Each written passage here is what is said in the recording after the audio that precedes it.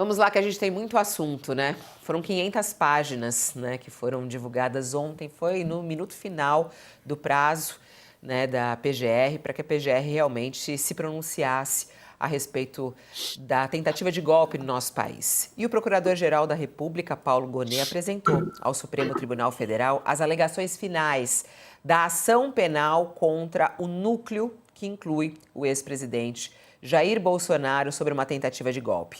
Para a PGR, Bolsonaro é o líder da organização criminosa que tentou uma ruptura institucional no Brasil e seria o principal beneficiário do golpe. E por isso, segundo Paulo Gonet, ele deve ser condenado, assim como os outros 7 réus do primeiro grupo central. Segundo Gonet, a organização criminosa começou a agir em 2021, incitando a intervenção militar no país e espalhando narrativas falsas sobre o sistema de votação. A PGR pede a condenação de Bolsonaro por 5 crimes: liderar a organização criminosa armada, tentativa de abolição violenta do Estado Democrático de Direito, golpe de Estado, dano qualificado pela violência e grave ameaça contra o patrimônio da União e a deterioração do patrimônio tombado. Esses são os crimes que foram apontados para Bolsonaro, segundo a PGR, que pede a condenação do ex-presidente da República. Vamos lá, Josias, como é que você analisa esse documento divulgado pela PGR, que é um passo importantíssimo no nosso país para entender o que aconteceu em 2022? Muito sólido o documento do Procurador-Geral, essas alegações finais, tem 517 páginas. E nesse material o Procurador-Geral da República forneceu pano para manga, para o colarinho, para os bolsos do uniforme de presidiário que o Supremo vai vestir no Bolsonaro e também nos 7 coadjuvantes desse núcleo crucial da trama golpista. O Paulo Gonet pediu que o Bolsonaro seja declarado culpado dos 5 crimes atribuídos a ele. E juntos, esses crimes compõem o atentado mais grave que alguém pode cometer contra uma democracia. Atentar contra ela, contra a própria democracia. Isso pode, se forem considerados os patamares máximos de cada crime, a pena pode chegar a alguma coisa em torno de 43 anos de cadeia. Desde que o Mauro Cid começou a colaborar com a Polícia Federal, uma pergunta foi se tornando um complemento inevitável de todos os desdobramentos da investigação. Quando Bolsonaro vai ser indiciado, se perguntava na época. Quando os comandantes do Exército e da Aeronáutica revelaram em depoimentos à Polícia Federal que eles se negaram a avalizar o golpe, a interrogação foi atualizada. Quando o Bolsonaro será denunciado? O Supremo colocou o alto comando do golpe no banco dos réus e aí surgiu uma nova indagação. Quando vai ser condenado?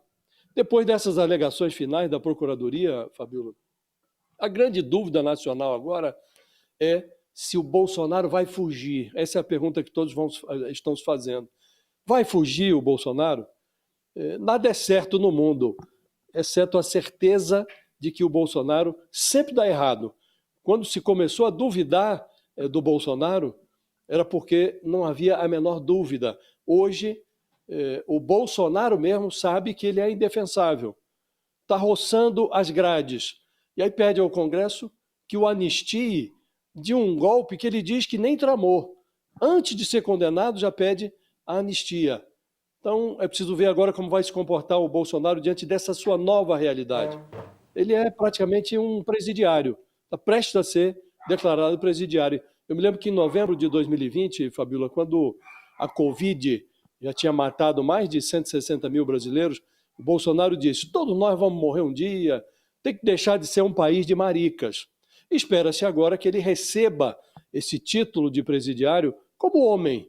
Quer dizer, um pedido de prisão domiciliar não faria jus à fama de imbrochável, mas seria menos constrangedor do que uma fuga para a Embaixada dos Estados Unidos, que é o que se prenuncia. Então é preciso ver agora como vai reagir o Bolsonaro a essa sua nova realidade. Mas não há mais a menor dúvida de que ele é praticamente um um presidiário, um ilustre presidiário. A sentença deve vir em setembro. Todo mundo está debruçado, né? Os jornalistas, os juristas, a ler esse documento que foi divulgado ontem, pouquinho antes da meia-noite. São 500 páginas, como diz o Josias, ele é muito sólido e ele traz, né, Sakamoto aí, também questões muito fortes, como já falamos do Braga Neto, do Mauro Cid, mas principalmente do Bolsonaro, que é o que estava todo mundo aguardando. Ficou dentro da sua expectativa, Sakamoto? Como que você analisa esse documento divulgado pela PGR? Fabiola, ficou acima da expectativa, na verdade, né? Não que o procurador Paulo Gonet não fosse entregar uma peça robusta, exatamente para não ter a condenação posterior de Bolsonaro e de seus cúmplices questionada, mas ela foi bastante robusta, né?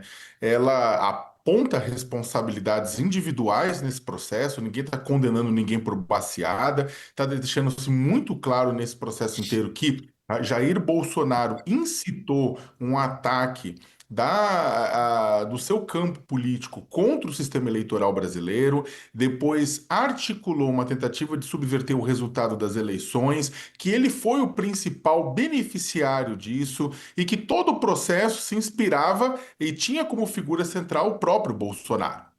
Então, o Gonê ele teve um cuidado muito grande de apontar isso, de tirar essas dúvidas com relação mas não, ele não sabia, não, ele sabia, ele mostra que Bolsonaro sabia do que estava acontecendo, e a palavra eu acho que é consciência, né? Ele coloca que Bolsonaro tinha plena consciência sobre tudo que estava acontecendo. Ele não pode aplicar aquela velha desculpa da política usada pela direita e pela esquerda do eu não sabia. Ele sabia, ele foi informado, ele foi avisado. Ele participou de reuniões para organizar a minuta golpista, ele participou da edição da própria minuta golpista. Tudo isso não é baseado, o Goneta me deixa claro que tudo isso não é baseado simplesmente nas delações de Mauro Cid, mas num conjunto bastante robusto de provas, conjunto esse que acabam sendo resgatado pelo Procurador-Geral da República nessas 517 páginas, né? Fabíola, eu queria até aproveitar porque eu acho que um ponto fundamental nisso tudo que a gente está vendo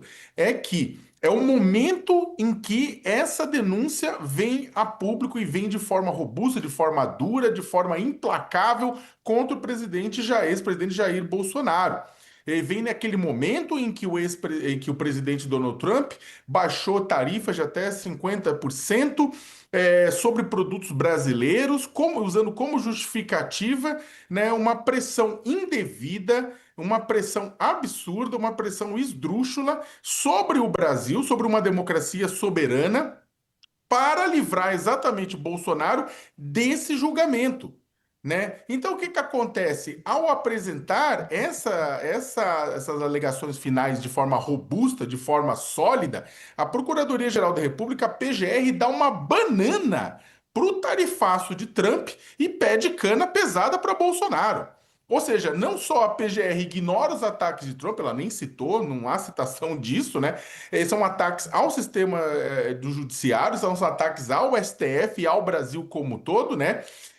Ataques que trataram o Brasil como uma republiqueta bananeira, como se Washington pudesse decidir o destino de um outro país, pudesse interferir diretamente nas instituições desse país, para livrar a cara de um ex-presidente que tentou um golpe de Estado, como decretou, ou seja, a Procuradoria-Geral da República ignorou e decretou uma banana, né? Falou uma banana para o Donald Trump, ignora-se solenemente isso.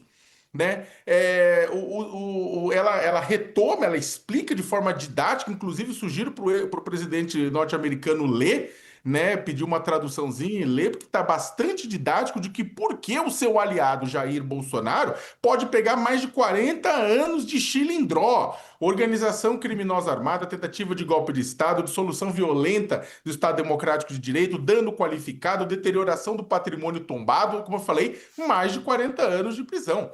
E é didático, pode ser didático para o governo americano, tudo isso, ô Fabiola, porque a PGR, como eu falei, traça o papel de Bolsonaro como líder central de uma trama, e não por alguém que estava lá, meu Deus, me enfiaram nisso. Ele é colocado como principal articulador, maior beneficiário, a articulação, a PGR fala que foi persistente no intuito de deslegitimar eleições, mobilizar forças armadas, custear acampamentos pós-2022 que acabaram abastecendo aquele 8 de janeiro, né? Então, no final das contas, né, o Trump, o que a PGR coloca é que o Trump pode até espernear lá fora, lançar altas temperaturas diplomáticas, criar eventualmente problemas econômicos para o Brasil. Só que aqui dentro, a Procuradoria-Geral da República trancou a porta. Nem ligo, né? E o Bolsonaro, olha, o Bolsonaro já está fazendo as contas do que é melhor. Fugir, uma prisão domiciliar alegando que ele tem problemas de saúde, né? Ou, na verdade, buscar auxílio, inclusive, nas barbas de Trump, que com tudo isso deixa claro que as portas estão abertas para um suposto exílio, Fabiola. Interessante, né? A sua análise, né? Eu achei interessante. O PGR deu uma banana para o tarifaço. Você acha, Josias, que, por exemplo, essa história do tarifaço, essa pressão, né, pode ser entendida, então, nessa peça da PGR que foi ignorada?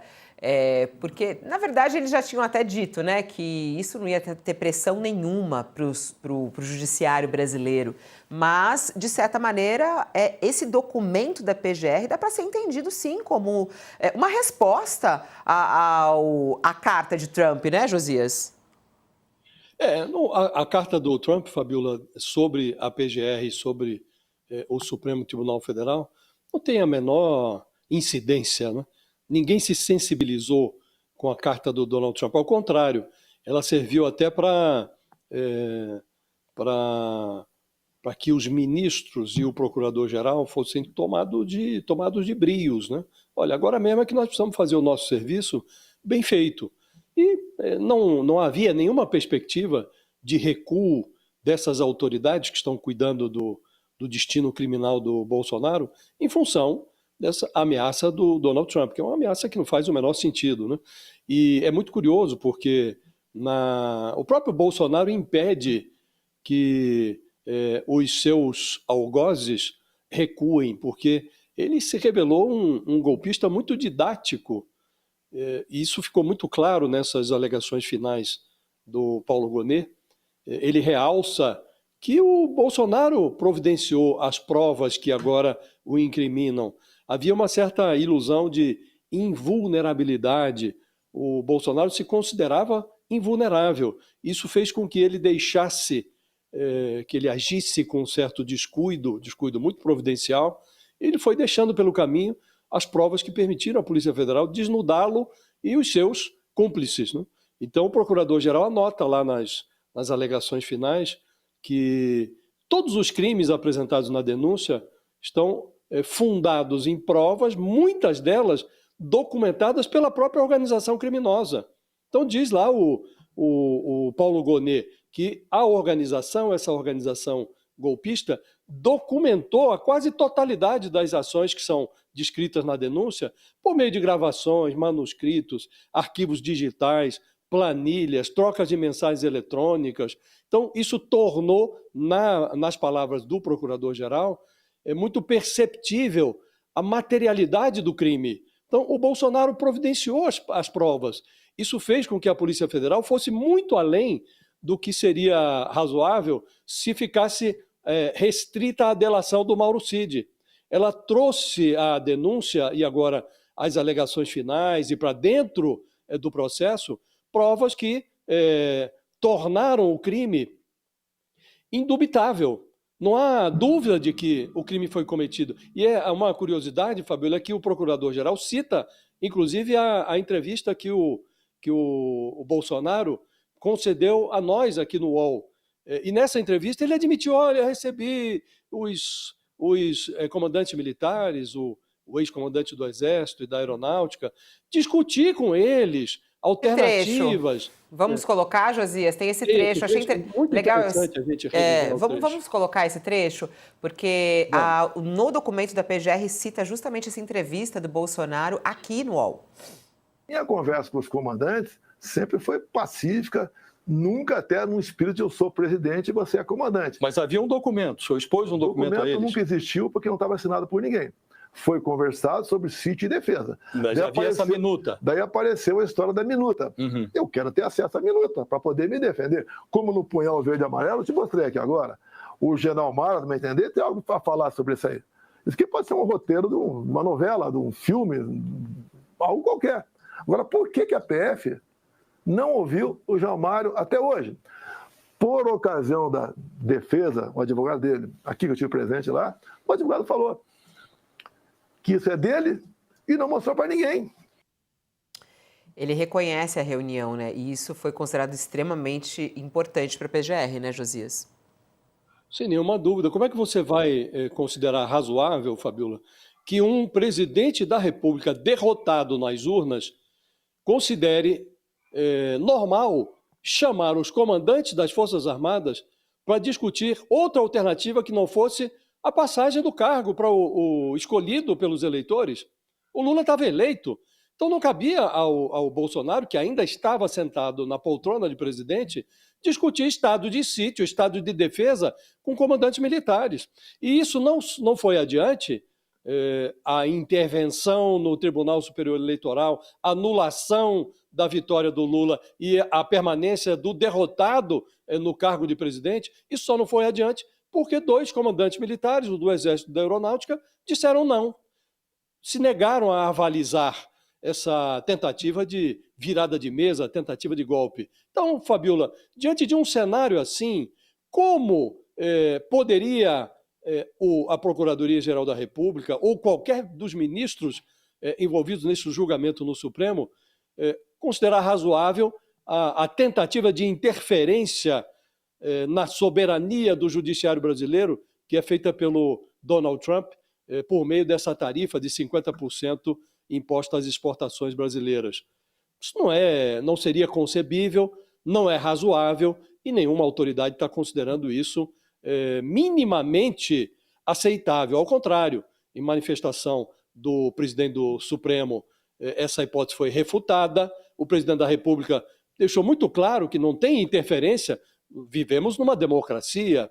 O julgamento do Bolsonaro reforça os pilares dessa democracia e, numa democracia, o executivo não tem qualquer capacidade ou poder de ingerência sobre o judiciário, que é outro poder independente e que funciona à margem do executivo sem nenhuma interferência. Então, a tentativa de interferência do Trump, Fabiola, é risível. E o Bolsonaro impede que o seu ídolo americano interfira no processo, porque ele cuidou de providenciar, de prover as provas que agora o incriminam.